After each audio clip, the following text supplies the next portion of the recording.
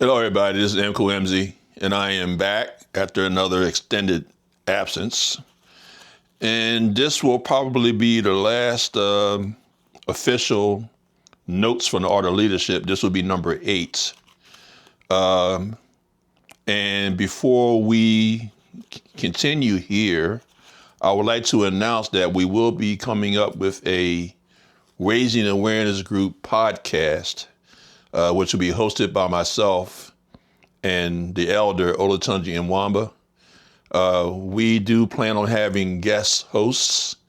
We won't mention any names at the moment because we haven't confirmed or got that established yet, but this is what our hope would be, that we will have guest hosts and then go from there. But what I would like to talk about today would be the media. And in the Art of Leadership book, we talked about how life imitates art. And that would be, you guys know about the book. That will be on page 95.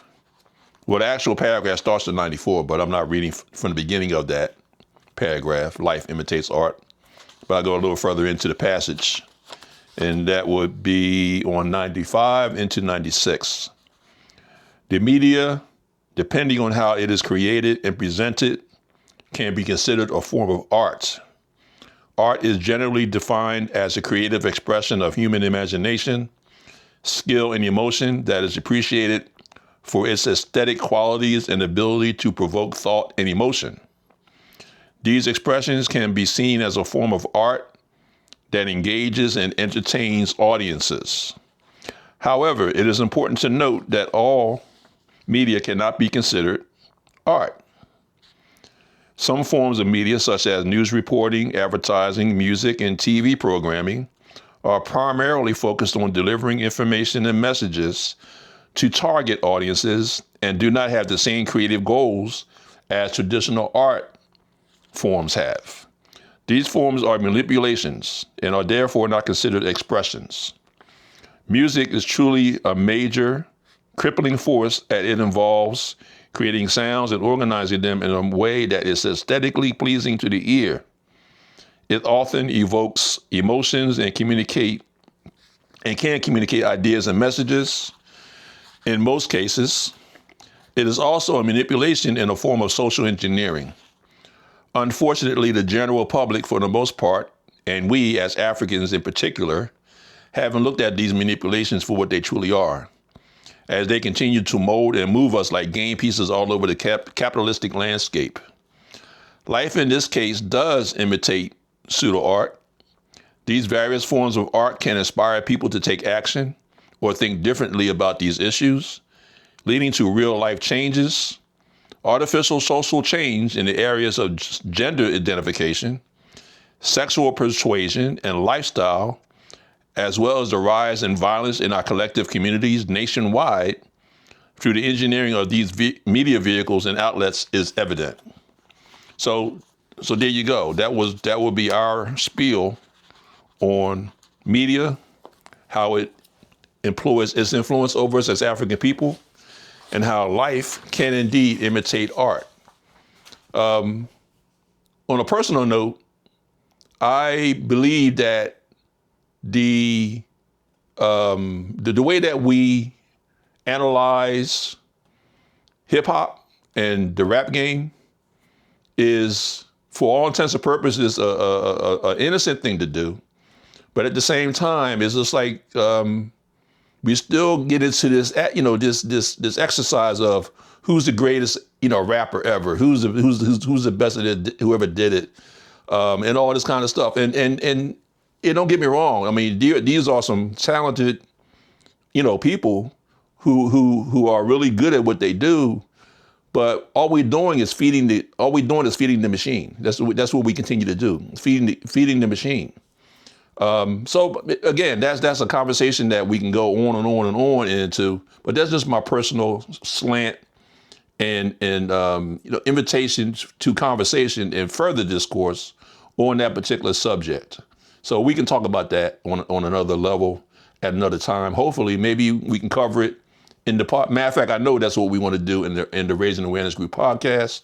We'll talk about that particular phenomenon in particular, the rap game, the hip hop game, and our influence, both in it and on it and about it. We'll go there. How sophisticated, piggybacking off of that thought, how sophisticated are we as Africans when it comes to the media?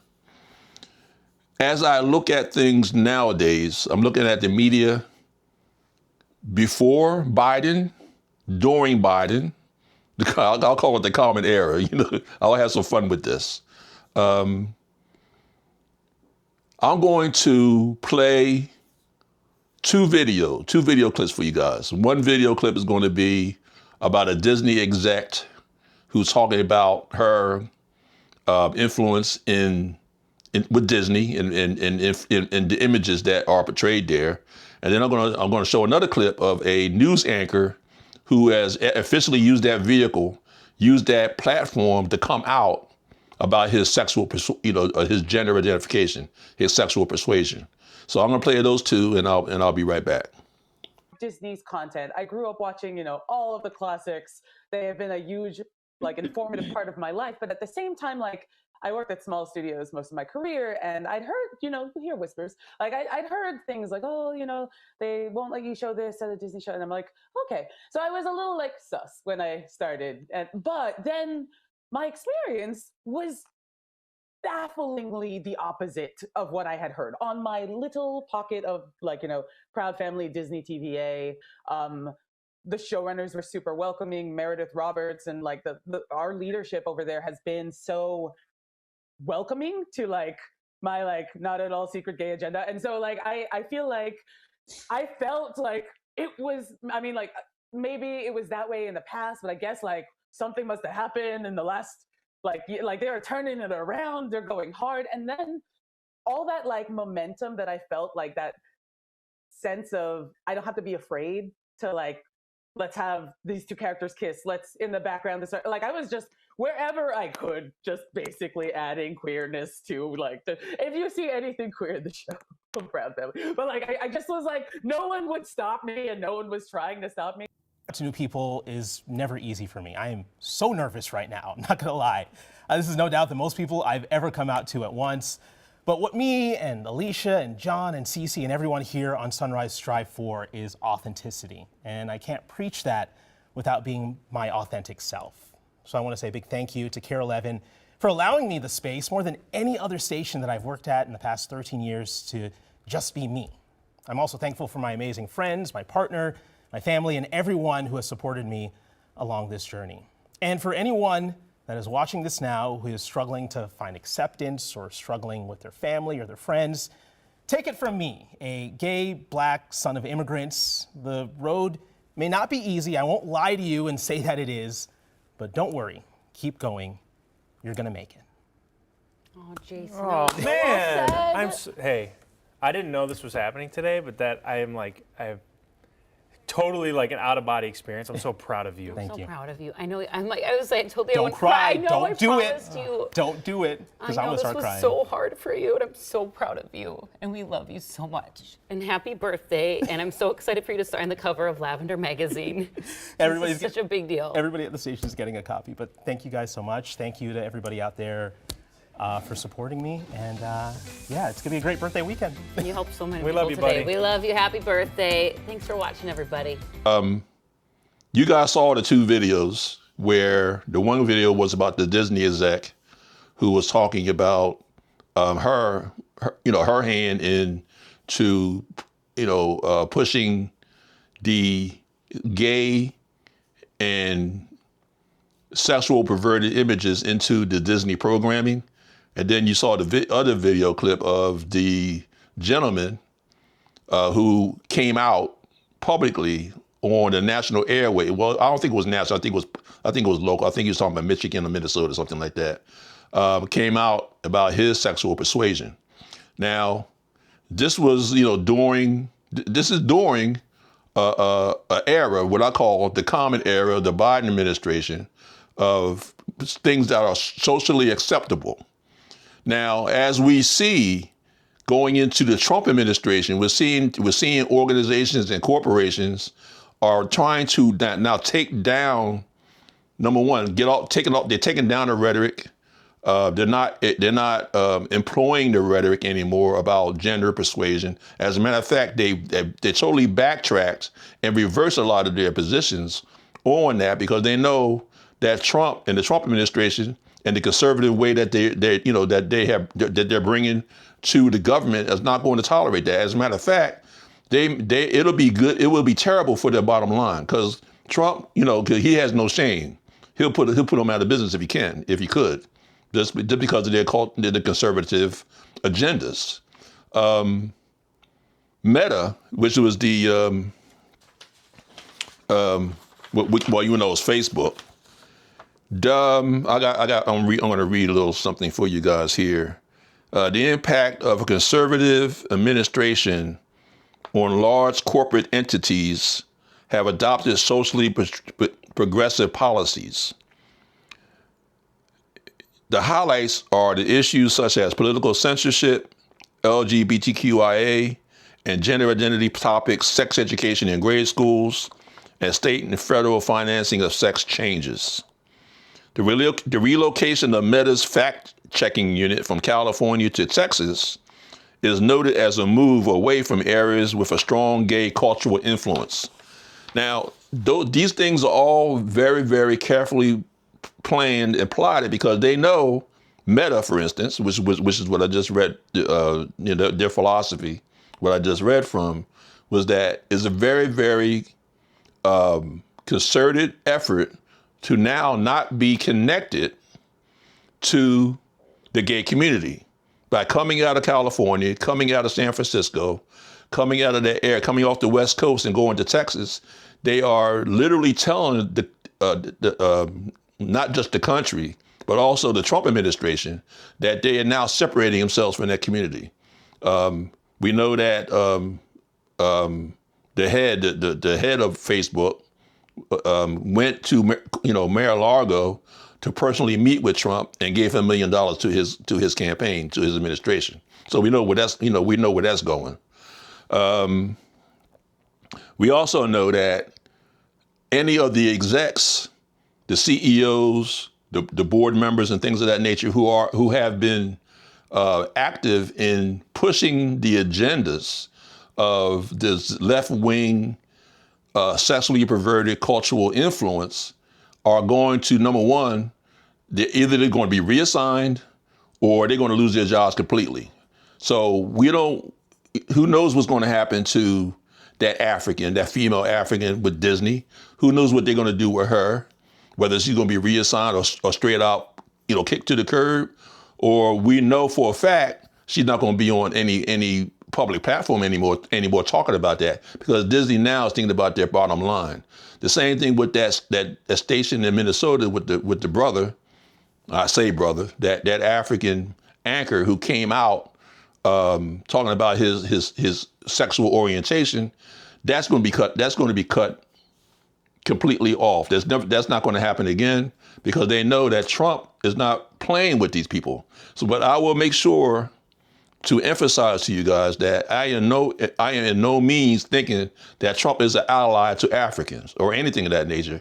It just so happens that the conservative philosophy of these so-called European males are based on Christianity and the Bible and all these other things. We as Africans base our philosophy on the spiritual principle of Baha'i. It's either you're right or you're wrong. There's no if or ands or buts about it. Sexual perversion is something that's not tolerated in any case, in any way, in any manner. That's just the way it is. So the enemy of my enemy is not my friend in this case. We hear that all the time. The enemy of my enemy is my friend. No, we can't have an enemy who just so happens to align themselves with the way that we think about these topics, these conservative topics, and think that they are friends. We don't have any friends. The great ancestor John Henry Clark told us that in no uncertain terms. So how do we bring our community back to a point of cultural sophistication? How do we do that? We both understand the current European capitalistic paradigm and the African paradigm must coexist. We know that they must coexist. We're living in this European capitalistic paradigm because we have no other choice. But we also have to understand that the African cultural paradigm has to be one that's paramount. It has to exist and be paramount culturally and influentially in our lives as Black people, as African people. The solution. What is the solution? There's many solutions, but the one solution that I'm thinking about would be what we consider Jegna Saba teams. Now, they have this new phenomenon out now. If you go online and just look this up, there's something called mentoring teams.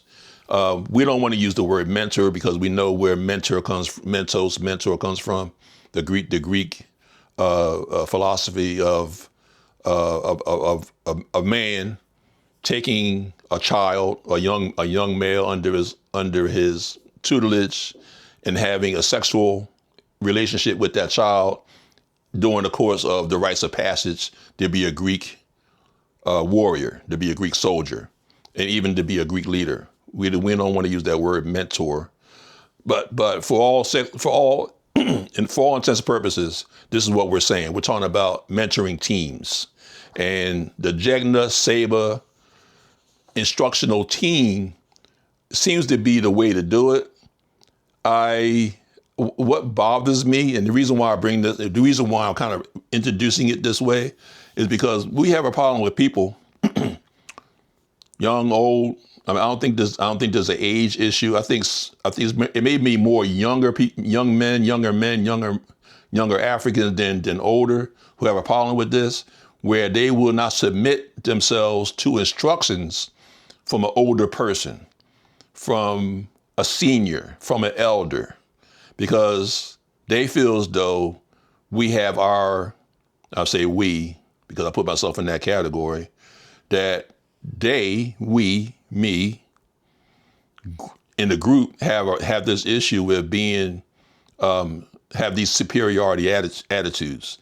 I know I don't have that, but I do know that there are some people who are like that. There's no doubt about that. So I don't see it, being in a vacuum, something that is just particular to just one or two people. It has been endemic in our community where we have people who are acting superior to others because they have more knowledge, which is a terrible thing to do because that created this phenomenon of people not submitting themselves, not humbling themselves. And may I not curse, sitting at the feet of people who are more intelligent and more, educationally adept than you, so you can learn from them.